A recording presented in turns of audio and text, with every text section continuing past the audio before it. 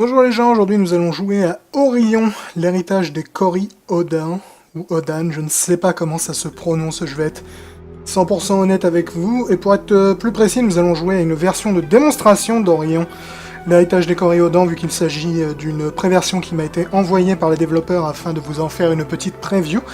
Alors Orion, c'est un jeu qui est développé par Kiroho Games, qui est il me semble, studio camerounais. Et vous allez voir, en fait, il s'agit d'un mélange entre jeu d'aventure, j'ai envie de dire, et jeu d'action. Donc c'est un beat'em all avec un petit côté exploration. De toute façon, vous allez voir dans la démo. La démo est relativement longue parce que notamment il y a un combat de boss qui est assez compliqué à la fin. Du coup, je vais la commencer dès le départ. Je pense qu'on va essayer de la faire dans l'intégralité si possible, à condition évidemment que je me fasse pas défoncer par le boss de fin. On verra. Donc dans Orion, nous incarnons ce beau gosse là qui est en train de regarder vers l'horizon, qui est en fait le nouveau roi de la cité de Zama. Donc voilà, Enzo qui est en train de nous dire dans quelques heures je serai roi. Donc là on débute avec un peu la partie, comme je disais, plus orientée aventure du jeu. C'est un jeu dans lequel il y a pas mal de dialogues Orion, donc on va pas mal discuter, que ce soit avant ou même pendant les combats honnêtement. Donc en gros, lorsque l'on débute le jeu, Enzo est sur le point donc de monter sur le trône et de se marier, ce qui va évidemment signaler le début de son règne. Alors comme vous pouvez le voir en haut dans les dialogues qui sont d'ailleurs en français, la traduction apparemment n'est pas terminée, mais les dialogues sont en français, et il y a apparemment une version anglaise également qui est pas encore traduite, mais je l'ai mis en français parce que pourquoi pas, hein. Il s'interroge un petit peu sur ses qualités de roi au début, notre ami Enzo. Et du coup, il va aller se trimballer un petit peu dans le royaume pour aller notamment discuter avec un vieux sage qui va nous apprendre plus sur notre héritage. Donc là, tout ça, c'est un peu la phase d'intro du jeu. De toute façon, le jeu est assez riche en didacticiel sur cette démo, parce qu'il y a pas mal de trucs à expliquer, notamment du point de vue du système de combat. Mais notre premier objectif ne va absolument pas avoir grand-chose à voir avec les combats, honnêtement, puisqu'il va falloir que l'on aille parler avec un vieux sage. Voilà, donc tout ça, là, les écrans que vous venez de voir, c'est des écrans de didacticiel. Je vais les zapper pour la plupart, parce que j'ai déjà complété la démo, donc je sais déjà comment le jeu se joue. Mais je vous expliquerai à la place. Donc comme vous pouvez le voir, là, c'est moi qui dirige, n'est-ce pas, notre ami Enzo. Donc comme vous pouvez le voir, je peux explorer. Je peux discuter un peu avec tout le monde. Donc par exemple, avec ces charmants habitants, voilà. Donc on peut pas mal se renseigner sur l'univers du jeu, qui a l'air honnêtement assez riche, hein. Il y a pas mal de termes un peu spéciaux à assimiler lorsque l'on débute, mais vous pouvez voir, je peux me promener assez librement, vu que de toute façon, à terme, tout cela sera mon royaume, n'est-ce pas?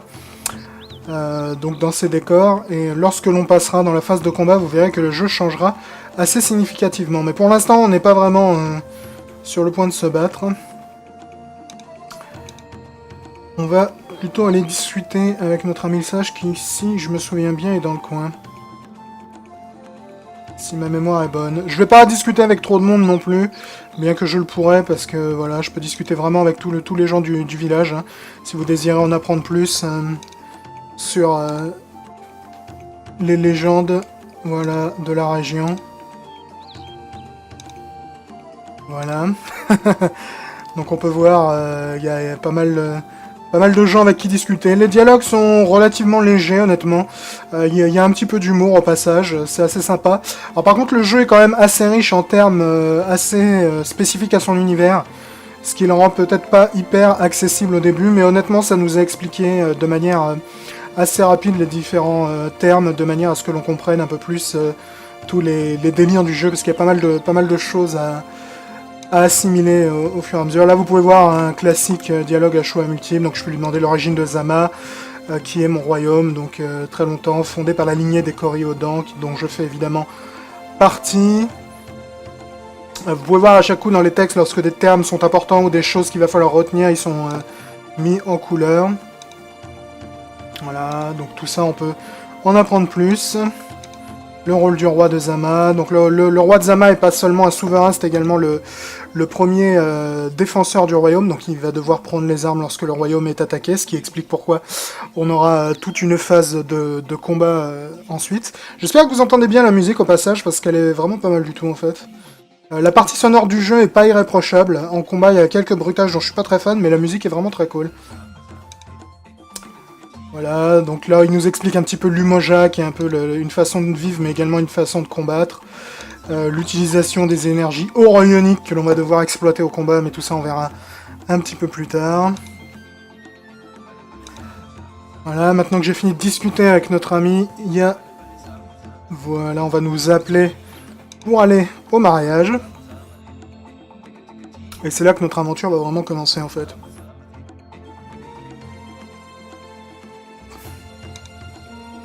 Voilà, donc tout le protocole du palais vous cherche. Mon épouse me cherche, enfin ma future épouse techniquement me cherche également. Et on va se diriger vers le palais lui-même, dans lequel nous allons immédiatement aller nous marier.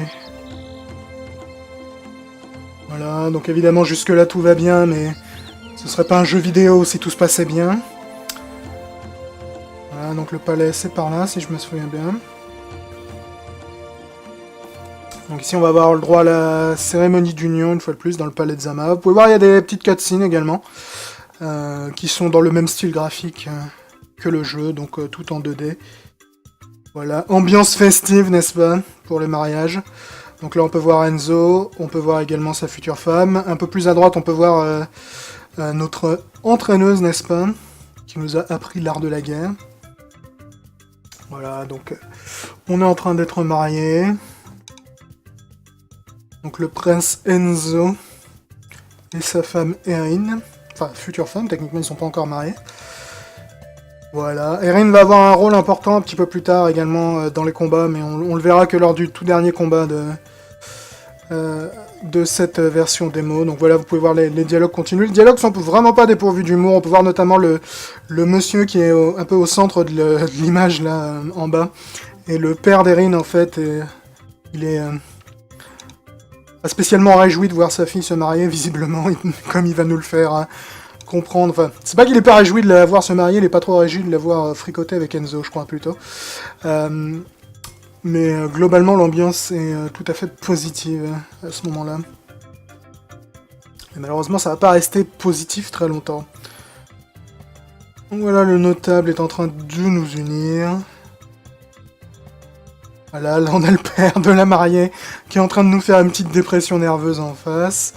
Pitié les ancêtres, un miracle pour un père qui n'a que sa fille adorée. Épargnez-moi la torture de l'avoir embrassé un homme. Voilà, donc ça c'est Namayode, comme je l'ai dit, c'est un peu notre maître d'armes. Et voilà, nous sommes désormais sacrés roi et reine de Zama. Et le règne va débuter de manière assez violente.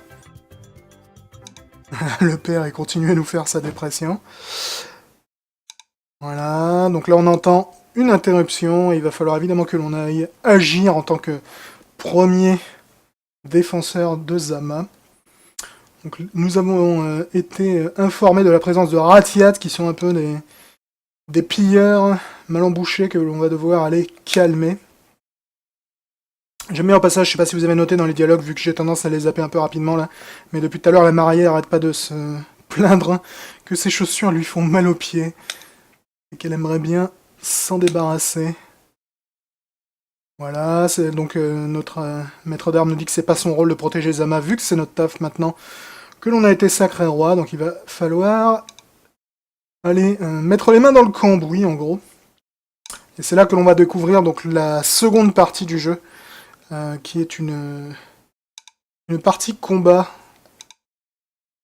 beat'em all, je dirais, en 2D. Vous allez voir, de toute façon, c'est assez classique dans sa mise en scène. Donc on va se diriger dans le village, vu qu'en fait les pilleurs donc voilà le général, si on peut dire. Les pilleurs ont profité en gros de l'absence des habitants qui sont tous déplacés au palais pour aller voir le mariage. Ils ont profité pour aller piller les cases du village.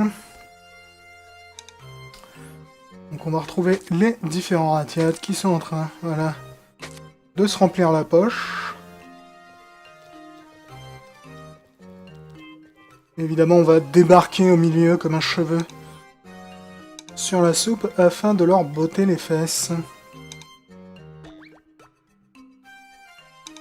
Voilà, donc il y a leur dernier membre qui va arriver en courant parce que je suis un peu derrière lui.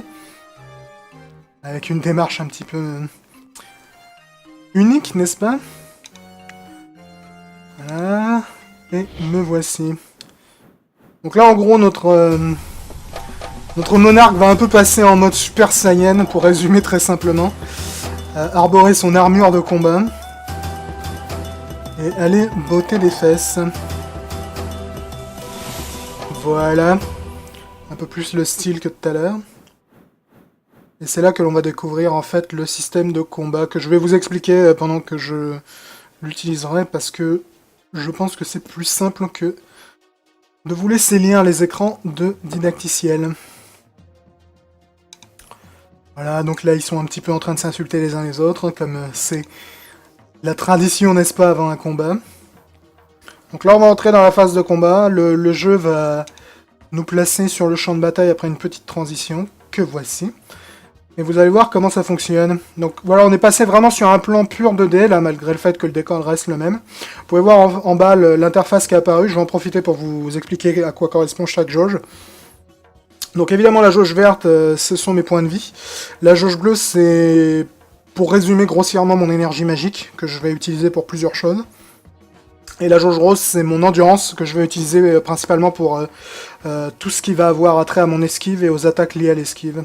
En haut à gauche, vous pouvez également voir des encarts que je vais pas pouvoir utiliser sur ce premier combat, je crois, mais vous verrez, ils ont leur utilité également un petit peu plus tard. Donc là, ça c'est le didacticiel du système de combat. Je vais un peu le zapper parce que je sais comment ça marche, donc je vais vous l'expliquer, au lieu de vous faire lire les écrans de didacticiel. Voilà, donc en gros, je le dirige là, comme ceci. Donc évidemment, je saute avec A. J'ai une esquive sur ma gâchette, là, qui est très pratique. Notamment parce que si tu la cumules avec l'attaque, donc l'attaque avec X, comme ça, on a plusieurs combos, comme vous pouvez le voir. Si je cumule l'esquive et l'attaque, voilà, je mets ce gros coup de coude, là, qui est généralement assez fun. Je peux évidemment esquiver à travers les ennemis, ce qui est très pratique pour éviter leurs différentes attaques. On peut évidemment... jungler les mecs dans les airs, comme vous pouvez le voir. J'ai également, voilà, ça pour me protéger. Alors attention, on peut se faire briser la garde assez aisément si jamais on se protège un peu trop. J'ai également une attaque spéciale qui va consommer de l'énergie, dont la combinaison est affichée en bas. Donc vous pouvez voir, si j'appuie en haut et sur Y, je balance cette espèce de petite boule de feu. Donc là, on a que les premières bases du système de combat. Au fur et à mesure de la démo, on va vraiment en découvrir plus des bases, vous allez voir. Il y a notamment ça, là, le coup de pied que je viens de mettre, là, c'est un coup de pied chargé, en fait, si je reste appuyé sur X, voilà, une fois qu'il apprend cette pause, si je relâche, il balance ce coup de latte, qui est assez pratique, en fait, parce que tu peux même projeter des objets du décor dans la tronche des ennemis, si tu te débrouilles bien avec. Et évidemment, il va y avoir d'autres finesses qui vont être introduites au fur et à mesure du temps, mais pour cela, il va falloir attendre un petit peu, d'avancer un poil plus dans le scénar de cette version démo. Donc là, évidemment, pas vraiment compliqué d'affronter ces petits pillards. Vous pouvez voir au passage, j'ai un système de leveling qui, pour l'instant, a l'air assez basique sur la version démo, mais visiblement, il sera beaucoup plus poussé, enfin, beaucoup plus important, disons, dans le jeu final, puisque dans le jeu final, il y aura beaucoup plus de choses à considérer, n'est-ce pas, au niveau de notre personnage. Notamment du niveau des orions, parce qu'en fait, au fur et à mesure du jeu, je vais pouvoir adopter un petit peu des formes spéciales qui vont me donner accès à de nouveaux pouvoirs, et visiblement dans le jeu final il y en aura vraiment un paquet de formes spéciales, donc je pense que ça aura évidemment son intérêt de savoir quelles sont nos formes les plus efficaces dans chacune des situations que l'on va rencontrer. Voilà, donc là on va épargner nos amis, enfin nos amis, façon de parler, on va épargner ces satanés pilleurs. Voilà, on récupère au passage des objets qui vont avoir une très grande importance dans le jeu. Comme vous pouvez le voir, ils ont été placés en haut à gauche. À côté de chaque objet, vous pouvez voir une flèche de couleur, et c'est assez malin en fait, puisque chaque flèche de couleur correspond en fait à la jauge que cela va renforcer à l'utilisation de ces objets. Donc si j'utilise mon objet qui est en haut, là, ça va me redonner de l'énergie magique. Si j'utilise celui qui est à gauche, ça va me redonner de la vie, et ainsi de suite. Donc très simple de comprendre, n'est-ce pas, d'un point de vue visuel, à quoi sert chacun de ces petits gadgets. Malheureusement, tout ceci n'était qu'une rapide introduction à nos problèmes. Parce que, comme vous pouvez le voir, nous sommes attaqués par des gens un peu fâchés. qui, eux, pour le coup, sont beaucoup moins sympathiques que nos amis les pierres. Ils sont sympas, leurs petites cutscenes. Malheureusement, ils te montrent un peu des mouvements dedans que je suis pas certain de pouvoir faire à ce stade du jeu, mais ça a pas mal de style. Donc là, comme vous pouvez le voir, notre village, enfin notre royaume plutôt, est attaqué par une bande de mystérieux soldats armés de lances. Voilà, donc ils sont en train d'attaquer Zama. Au passage, on apprend qu'ils sont au service d'un certain Rhino, dont l'identité nous sera révélée à la fin de la démo. Voilà, et eux, en fait, leur gros problème... Enfin, le gros problème qu'ils vont nous causer, c'est que leurs lances ont une portée évidemment bien plus importante que notre simple... Oui, ça je l'ai déjà expliqué. Que notre simple épée, ce qui veut dire qu'il va falloir faire attention, en fait, lorsqu'on va les affronter, afin de pouvoir les shooter sans se manger de coups de lance dans la tronche. Donc entre eux, l'attaque esquivée comme ça, là, est vraiment super pratique. Le coup de latte aussi, d'ailleurs. Il faut vraiment être assez prudent avec eux et rester à distance avant d'attaquer de loin grâce à cette attaque-là. Sinon, ils te font assez mal. Là, je sais pas si vous voyez, mais autour de l'écran est en train de clignoter en rose. C'est un truc très intelligent du jeu, qui est en fait, lorsqu'on manque d'une ressource, donc là par exemple je manque d'endurance, comme c'est marqué, et comme l'endurance est rose, lorsque je manque d'endurance, l'écran clignote en rose, lorsque j'ai plus d'AP, l'écran clignote en bleu, lorsque j'ai plus de vie, l'écran clignote en vert. Très intelligent ça je trouve d'ailleurs, ça te permet immédiatement de savoir ce qu'il faut recharger, sans avoir à nécessairement jeter un œil à la jauge en question, ce qui est vraiment très cool. Si je te connais... Ah, dommage, j'ai raté mon coup de latte, là, tu sais. Je l'aurais bien balancé dans ses potes, lui. Ouais, t'es le dernier, mec. Dernier survivant de ton espèce. Allez, bye. Donc, une fois de plus, il y a pas mal de bonnes petites idées dans le jeu. Mine de rien, au-delà de peut-être ses premiers abords relativement modestes, il y a quand même d'excellentes idées d'ergonomie dedans. Voilà, donc nos amis... Je sais pas pourquoi j'arrête pas d'appeler les gens que je massacre nos amis. Les porteurs de lances mystérieux se dirigent vers le palais et évidemment on va se porter à la rescousse des invités de notre mariage. Donc là, les espèces de petites plantes qui viennent d'apparaître, ce sont des espèces de petites calebasses en fait, dans lesquelles on va trouver des ressources qui vont nous être très utile à l'avenir, parce qu'en fait la consommation d'objets pour te recharger tes stats va être vachement importante, peut-être pas dans les combats normaux, mais dans les combats de boss, ça va être vraiment super important, parce que notamment l'énergie va être très importante à gérer de manière correcte lorsque l'on aura accès à notre première forme orionique, puisqu'en fait la forme orionique va bouffer de l'énergie progressivement, et si on est à court d'énergie lorsqu'on est en forme orionique, on sort de la forme orionique, et généralement lorsque tu affrontes un boss, si t'es pas en forme orionique, tu lui causes quasiment aucun dégât, voire absolument aucun dégât d'ailleurs. Donc c'est quelque chose qui va avoir vraiment une très haute importance un petit peu plus tard dans cette version démo. Donc là, une fois de plus, on se dirige vers le palais. Au passage, Enzo nous fait noter qu'il y a une aura puissante venue du palais, qui émane évidemment du chef de cette petite armée, donc le mystérieux Rhino, qui est pas vraiment mystérieux, mais c'est pas grave. Vous allez voir, on découvrira son identité à la fin, vu que c'est le boss de cette version démo, qui est d'ailleurs assez robuste comme garçon. Il est assez difficile à flinguer, Rhino. Voilà, donc là, en gros, il nous explique qu'il est possible d'utiliser les objets au combat, comme vient de le faire de manière très maligne ce satané bestiau. Peut-être pas un terme... très sympa, oui, j'en prends plein la tronche pour pas un rond. Mais les cailloux, en gros, là, je pouvais les utiliser avec mon kick chargé, donc celui-là, là, pour les déplacer, ce qui permet normalement de les balancer dans la tronche de leurs potes. Ce qui est évidemment très utile. T'as pas l'air de trop vouloir aider tes potes, hein, ce qui me dérange vraiment très peu, je veux dire. À noter qu'on peut dasher dans les airs, je m'en sers assez rarement, mais on peut. Le dash, j'ai un peu tendance à en abuser de l'esquive. J'aime vraiment beaucoup l'espèce d'attaque esquive suivie du coup de coude que tu peux faire. Je la trouve très pratique, donc j'ai tendance à en abuser un petit peu beaucoup. Voilà, donc là on va gentiment demander à ces charmants individus de dégager de notre chemin. Parce que l'on aimerait bien retourner dans le palais. On a également des renforts qui arrivent, mais il n'y a pas que des renforts pour eux qui arrivent, puisque notre maîtresse d'armes va également venir botter des fesses. Voilà, donc là en gros Enzo commence à soupçonner l'identité du Rhino, que l'on va pas tarder à croiser de toute façon. Donc là,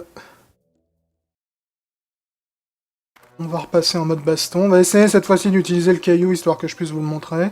Oui, là il nous explique le juggle, ce qui est pas vraiment utile. Voilà, donc là par exemple j'ai utilisé le caillou pour botter dans la tronche des mecs. Ce qui est évidemment très utile. Faut faire gaffe parce qu'avec la lance, ils ont quand même l'avantage de la portée, donc ils peuvent te le balancer dans la tronche aussi, le caillou. Et ça fait mine de rien très très mal, donc... Faire attention. Ils ont également une garde, comme vous pouvez le voir. Oh, je les ai bien jugglés, ouais. Ils ont également une garde. On peut briser la garde avec le kick chargé. Oui, c'était pas malin, ça. Donc le kick chargé a vraiment son utilité également. Ah, ils ont plus d'attaques que j'aurais cru, hein, ces petits malins. D'ailleurs, il y a une attaque que je vous ai pas montrée. C'est celle-là. Voilà. Donc je peux faire une attaque... chargé sur la tête, c'est le monsieur avec la lance qui m'est tourné dessus qui me l'a rappelé. Une attaque sur la tronche comme ça. J'ai tendance à m'en servir assez rarement parce que j'ai vraiment pas mal de problèmes à toucher avec, honnêtement. Ça n'a pas non plus une portée de ouf. Donc c'est pas vraiment mon attaque favorite celle-là.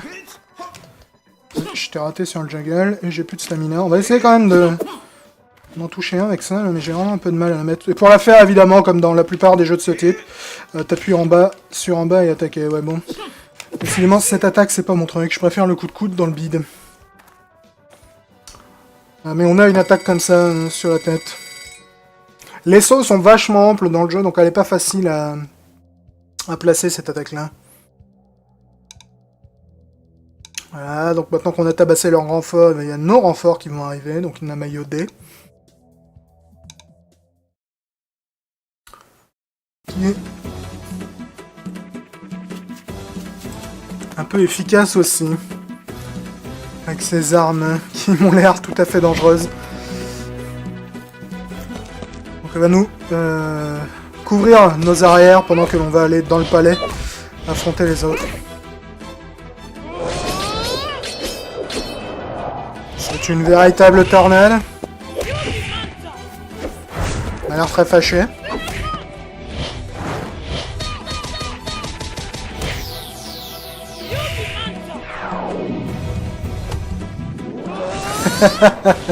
J'aime beaucoup les petites cutscenes, je les trouve assez rigolotes honnêtement.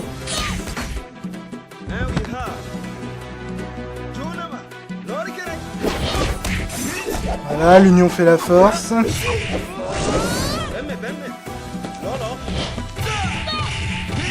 C'est pas très sympa de jouer au tennis avec quelqu'un, les mecs, comme ça. Voilà, et maintenant on va pouvoir entrer dans le palais dans lequel se déroulera notre combat final qui, mine de rien, va durer un bon moment. Ça, vous allez voir, le boss de fin, il est très robuste et en plus, il faut l'affronter dans plusieurs phases. Voilà, donc là, ils vont discuter un petit peu tous les deux. Namayode va faire... Enfin, va prétendre, en gros, ne pas être intéressé par ce qui se passe dans le palais afin de pouvoir couvrir nos arrières pendant que l'on entre dans le palais. On en apprend au passage un petit peu plus sur son passé à Namayode ici. Donc en gros, elle avait fait une promesse au père d'Enzo de l'amener jusqu'au trône et de l'entraîner, n'est-ce pas? Ce qu'elle estime avoir fait. Donc Enzo va entrer dans le palais et c'est là que va se passer l'affrontement final. Voilà, donc elle va couvrir nos arrières pendant ce temps-là, avec ses lames un peu cheloues.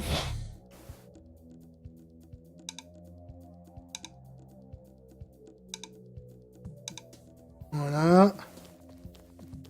Nous autres, nous allons désormais entrer, enfin, retourner dans la salle du palais, où l'ambiance est tout de suite moins festive, bizarrement. Il va falloir évidemment que l'on prête main forte à notre peuple subjugué par les forces du Rhino. Le Rhino, il plaisante moyennement.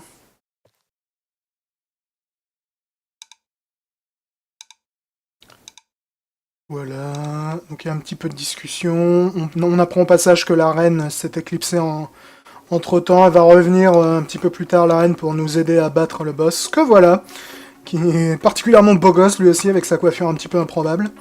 Donc le voilà, le monsieur le Rhino, qui est en fait notre beau-frère, donc le frère de la reine, n'est-ce pas, qui est plus ou moins sur le point de faire un coup d'état. Visiblement, il aimerait bien diriger Zama lui-même. Voilà, donc on va évidemment l'affronter dans un duel sans pitié, et c'est là que l'on va... Son arme, elle est absolument improbable à lui au passage, et c'est là que l'on va découvrir en fait nos aptitudes plus avancées qui vont avoir tout leur intérêt dans la suite du jeu, j'imagine.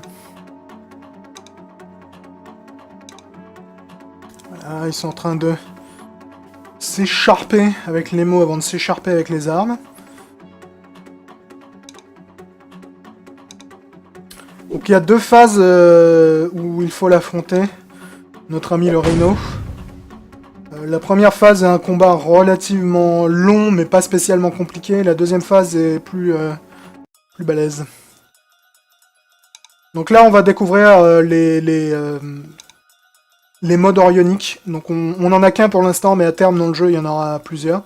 Donc qu'est-ce que c'est un mode orionique? C'est une espèce de... C'est une espèce de Super Saiyan de la mort, n'est-ce pas? Pour résumer ça très grossièrement. Donc ce que je vais faire, c'est qu'en appuyant sur RB, là-haut, je vais pouvoir activer mon mode orionique. Donc voilà, c'est le premier mode que j'ai, qui est le mode honneur. Donc je vais activer mon héritage, voilà. Donc grâce à cet héritage activé, comme vous pouvez le voir en bas, j'ai activé de nouvelles attaques, que je vais peut-être essayer de vous montrer au plus vite. Notre adversaire est également capable d'invoquer une... Voilà, donc j'ai cette nouvelle attaque notamment, et celle-là. Voilà. Notre adversaire était également capable d'activer un mode orionique, qui nous montrera un petit peu plus tard. Mais en gros, ce sont des super postures dans lesquelles on va hériter de puissance supplémentaire. Le désavantage étant que l'on va bouffer notre énergie assez vite. Je suis en train de lui mettre une belle rousse là. Qu'on va bouffer notre énergie assez vite dans ce mode là. Voilà, il a activé son mode orionique, donc le sien c'est pas honneur, c'est révolution. Donc il va commencer à activer de nouvelles attaques également. Et comme vous pouvez le voir, là l'écran est en train de clignoter en bleu, parce que quand je suis en mode orionique, je consomme vraiment une quantité... Oh shit, cette attaque là fait très mal. Je consomme une quantité d'énergie extrêmement élevée. Ce qui veut dire qu'il faut que je fasse très attention, parce que si jamais je perds toute mon énergie dans le mode orionique, en fait je vais perdre mon héritage, ce qui veut dire que je vais repasser en mode normal. Et quand tu es en mode normal et que ton adversaire est en mode orionique, tu lui causes aucun dégât en fait. Donc en gros, faut... Voilà, là j'ai perdu mon héritage par exemple. Si je lui tape dessus, vous voyez, je lui fais 0 points de dégâts. Donc il faut que je repasse au plus vite en mode orionique. Donc en fait, tout le compromis à faire, c'est... Est-ce que j'utilise mes attaques puissantes, qui sont évidemment, comme leur nom l'indique, puissantes, sachant qu'elles consomment de l'énergie et que ça va me forcer à sortir de mon mode orionique un petit peu plus vite. Ok, j'ai quasiment plus d'énergie. Donc c'est là en fait que la... consommation d'objets va devenir super importante. J'ai brisé sa garde là. Donc là, lui, il est en train d'utiliser ce qu'ils appellent un héritage ultime. Donc c'est un peu une furie en gros. Donc comme vous pouvez le voir, il s'appelle le Rhino. Donc évidemment, son attaque ultime est un Rhino. Ça, c'est une attaque spéciale que je vais pouvoir utiliser en mode orionique une fois que cette cutscene sera passée. Donc c'est une attaque qui coûte très cher. Et en fait, pour l'utiliser, il y a une jauge qui va apparaître sur mon personnage qui va se charger au fur et à mesure du combat. Et lorsque la jauge arrive évidemment à sa complétion, je vais pouvoir relâcher cette énergie, qui est une attaque qui fait très mal évidemment. Donc là évidemment il nous a calmé avec son héritage ultime. La reine va revenir pour nous prêter main forte dans la suite du combat afin que l'on puisse apprendre nous aussi à nous servir de l'héritage orionique ultime.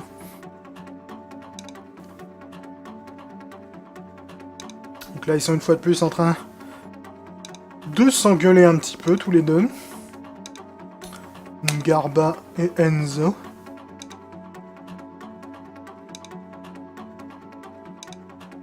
Voilà, donc là, Enzo nous explique que son mode orionique que j'avais activé était donc l'honneur, pendant que celui de Ngarba est celui de la révolution.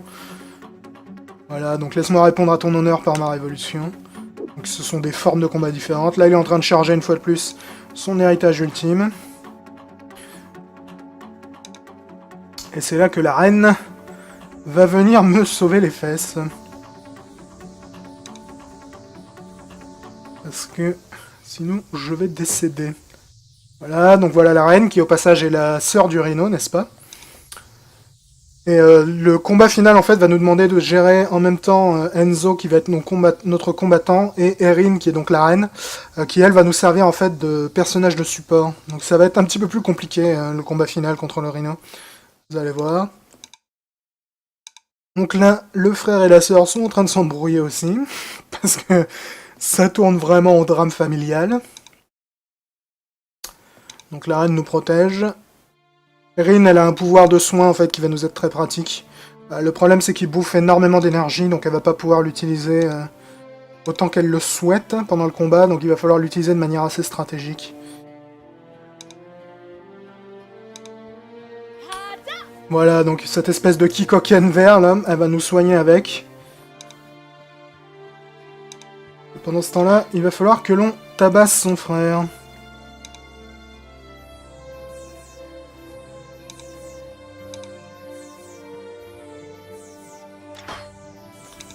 Voilà, on va activer notre héritage ultime. Ouh, il est énervé, dis donc, Enzo. Donc l'héritage ultime qui va nous permettre d'avoir une attaque supplémentaire qui fait pas mal de dégâts quand tu la places bien. Honnêtement, j'ai un peu de mal à bien la placer.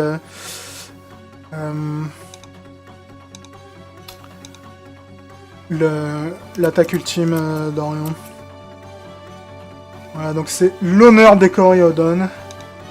Donc déjà, il faut que j'active mon héritage d'honneur. Voilà qui est fait. Donc comme vous pouvez le voir en bas, j'ai gagné une 3e attaque, donc qui coûte 95 d'énergie. Ce qui est beaucoup d'ailleurs. Et cette nouvelle attaque, en gros, c'est... voilà. C'est mon héritage ultime. Alors le désavantage de l'héritage ultime, c'est que déjà pour l'utiliser, il faut que la jauge jaune qui est sur mon personnage soit chargée à fond. Et ensuite, il faut évidemment avoir beaucoup d'énergie, parce que ça en bouffe des masses. Pendant ce temps-là, avec la reine, Erin, ce que je peux faire, c'est que je peux lui demander des soins. Comme ça. Et si je vais me placer sur le Kikoken, ça va me redonner un peu de vie. Évidemment, ce pourri, il s'est placé au pire endroit possible. Pour ce temps-là. Dis donc, ça va? T'as pas l'impression de le spanner un peu, ton son du Rhino, là? J'aime beaucoup ce coup de pied, il me rappelle un peu le coup de pied de Rugal dans King of Fighter. Ah, j'ai plus d'énergie, faut que je fasse gaffe à pas perdre mon héritage, là. Ça, c'était ce qu'on appelle une attaque dans le vide. Donc là, mon héritage est chargé à fond. Donc dès que j'ai assez d'énergie, comme par exemple maintenant, je vais balancer mon héritage ultime, qui est cette grosse tête de lion, qui fait assez mal, elle peut toucher plusieurs fois. Le truc c'est que l'ennemi se laisse assez rarement tromper au point de l'encaisser plusieurs fois. Alors le désavantage évidemment de l'héritage ultime, c'est que comme ça bouffe 95 d'énergie, il faut absolument consommer... Voilà, il faut absolument consommer un objet qui te redonne de l'énergie après, sinon tu te retrouves vraiment dans la dèche. Ce qui n'est pas évident. On va charger un peu de vie là-dessus. Oui, j'en ai perdu plus que j'en ai rechargé, j'ai l'impression. Ok, on est presque à fond de charge une fois de plus de mon héritage. Ok, l'héritage est à fond de charge. Allez. Ok, le sien aussi est à fond de charge, ce qui n'est pas une bonne nouvelle. Heureusement, je l'ai bien esquivé. T'as fini de me suivre, ouais? On va envoyer l'héritage ultime. Ouais, je l'ai mieux touché là, je l'ai touché 3 fois avec, c'est beaucoup mieux que tout à l'heure. Beaucoup mieux que tout à l'heure. Donc comme vous pouvez le voir, il est quand même assez robuste, hein, notre ami le Rhino. Donc faut pas espérer non plus le flinguer en 3 secondes. Je consomme vraiment trop d'énergie. Et au passage, lorsqu'on est en forme d'Orion, lorsque le Rhino s'apprête à faire une attaque spéciale, il y a une espèce de point d'exclamation. Enfin, c'est même pas une espèce de point d'exclamation, c'est un point d'exclamation. Un point d'exclamation qui apparaît au-dessus de sa tête, donc ça te permet de repérer lorsqu'il va faire une attaque qui cause beaucoup de dégâts. Afin que tu puisses l'esquiver, si t'es malin. J'ai plus d'énergie, là. Ok, c'était un bel enchaînement, ça. Le combat va prendre un certain temps, hein, c'est... D'ailleurs, je trouve peut-être même qu'il a peut-être un poil trop de vie, notre ami le Rhino. Parce que le combat mais vraiment assez... Ah, il a complètement esquivé, là, c'est un peu dommage. Un peu longtemps à se régler, à mon goût, le combat peut-être final. Mais bon, c'est une version de démo, hein, c'est pas comme si... il y avait quoi que ce soit de final à ce niveau-là. Ok, ça c'est fâcheux. Ouais, j'en ai pris 3 coups dans la gueule. Le sien fait moins mal que le mien, mais il est plus dur à esquiver, j'ai l'impression. Enfin, c'est peut-être qu'une impression, cela dit. C'est vrai que le mien, j'ai pas à l'esquiver, donc j'en sais rien sinon. Ouais, ça t'a fait bien mal, ça, mon vieux. Ouais, ça t'a même fait très mal. Ça m'a coûté très cher en énergie, mais... c'était relativement rentable. J'ai failli me bouffer, ça. Le saut du Rhino, au passage, si tu te prends le geyser de poussière dans la tronche, là, ça fait excessivement mal. On peut évidemment cancel au milieu d'une attaque spéciale afin d'en enchaîner une autre dessus. Tiens, au passage, j'avais pas vu que mon héritage ultime était chargé. Ouais, ça va toucher au moins 2 fois, 3 fois, 4 fois. Ouais, c'était rentable, ça.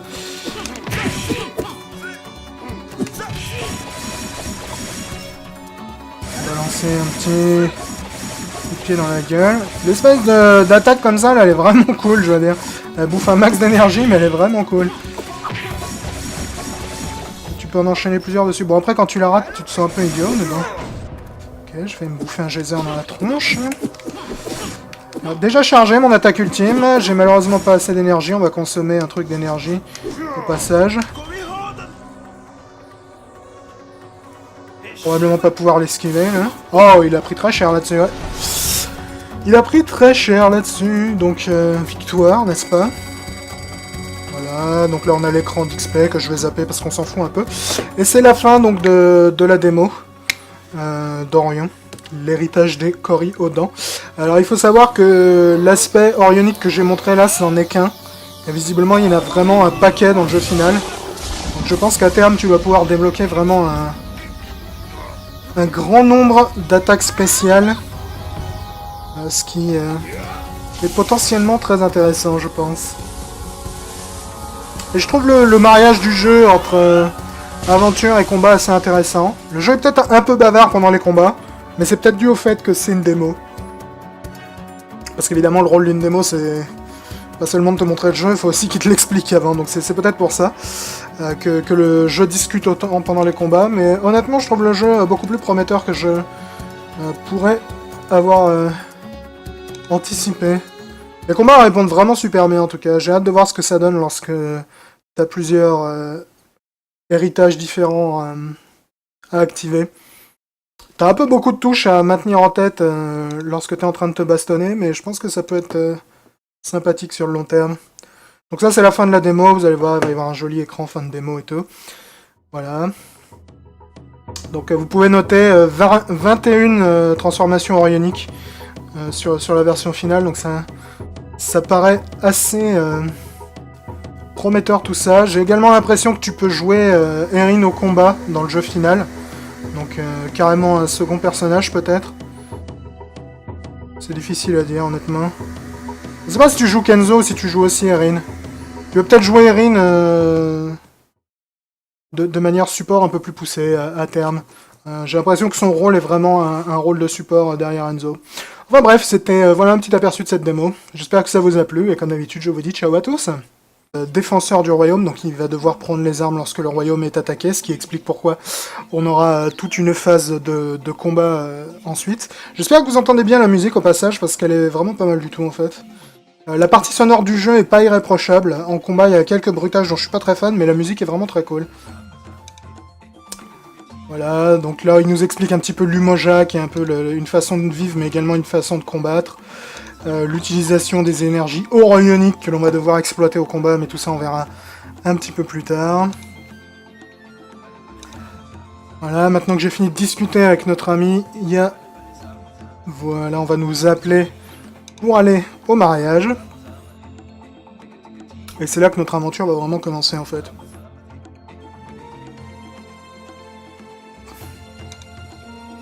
Voilà, donc tout le protocole du palais vous cherche. Mon épouse me cherche, enfin ma future épouse techniquement me cherche également. Et on va se diriger vers le palais lui-même, dans lequel nous allons immédiatement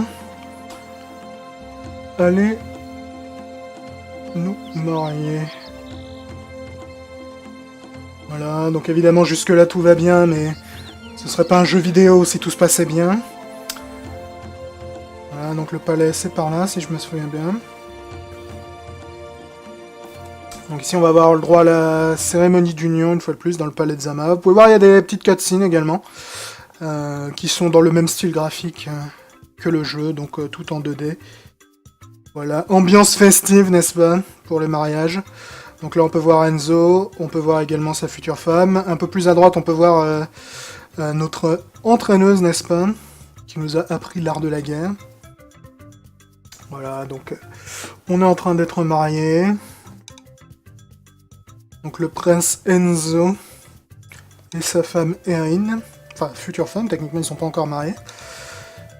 Voilà, Erin va avoir un rôle important un petit peu plus tard également dans les combats, mais on le verra que lors du tout dernier combat de cette version démo. Donc voilà, vous pouvez voir les dialogues continus. Les dialogues sont vraiment pas dépourvus d'humour. On peut voir notamment le monsieur qui est un peu au centre de l'image là en bas. Et le père d'Erin en fait, il est pas spécialement réjoui de voir sa fille se marier, visiblement, comme il va nous le faire comprendre. Enfin, c'est pas qu'il est pas réjoui de la voir se marier, il est pas trop réjoui de la voir fricoter avec Enzo, je crois plutôt. Mais globalement, l'ambiance est tout à fait positive à ce moment-là. Et malheureusement, ça va pas rester positif très longtemps. Donc voilà, le notable est en train de nous unir. Voilà, là on a le père de la mariée qui est en train de nous faire une petite dépression nerveuse en face. Pitié les ancêtres, un miracle pour un père qui n'a que sa fille adorée. Épargnez-moi la torture de l'avoir embrassé un homme. Voilà, donc ça c'est Namayode, comme je l'ai dit, c'est signaler le début de son règne. Alors comme vous pouvez le voir en haut dans les dialogues qui sont d'ailleurs en français, la traduction apparemment n'est pas terminée, mais les dialogues sont en français.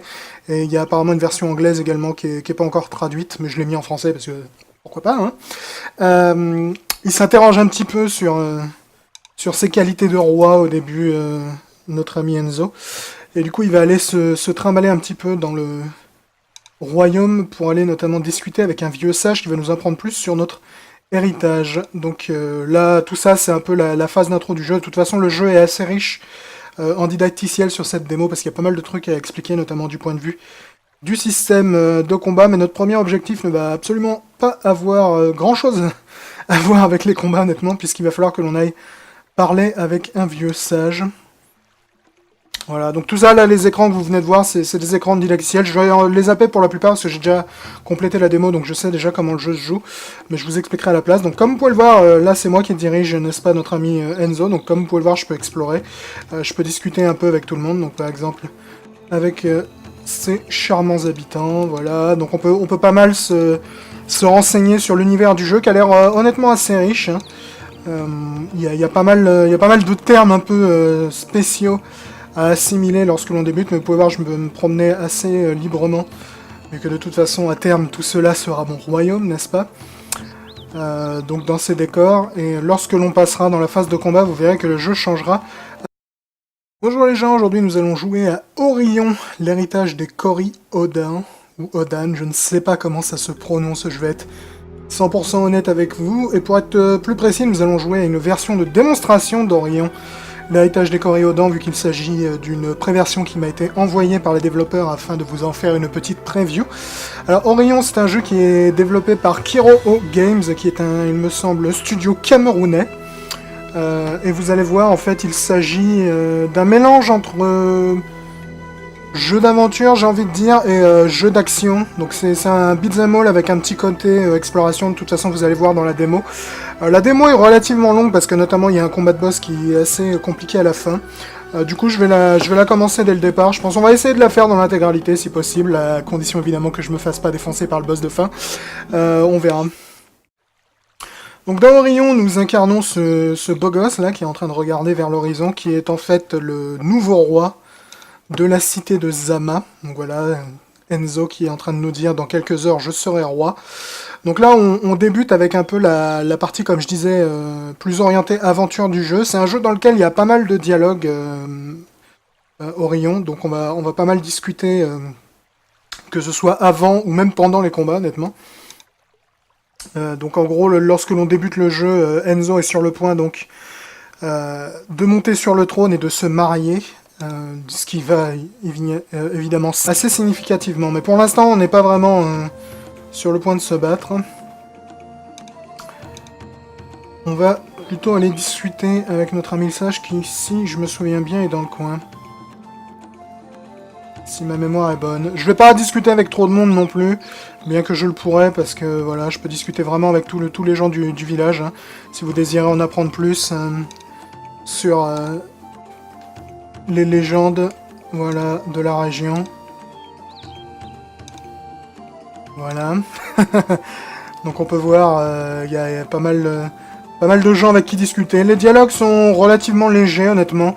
Il y a un petit peu d'humour au passage, c'est assez sympa. Alors par contre, le jeu est quand même assez riche en termes assez spécifiques à son univers, ce qui le rend peut-être pas hyper accessible au début, mais honnêtement, ça nous a expliqué de manière assez rapide les différents termes, de manière à ce que l'on comprenne un peu plus tous les délires du jeu, parce qu'il y a pas mal de choses à assimiler au fur et à mesure. Là, vous pouvez voir un classique dialogue à choix multiples. Donc, je peux lui demander l'origine de Zama, qui est mon royaume, donc très longtemps, fondé par la lignée des Coriodan, dont je fais évidemment partie. Vous pouvez voir à chaque coup dans les textes, lorsque des termes sont importants ou des choses qu'il va falloir retenir, ils sont mis en couleur. Voilà, donc tout ça, on peut en apprendre plus. Le rôle du roi de Zama. Donc le roi de Zama est pas seulement un souverain, c'est également le premier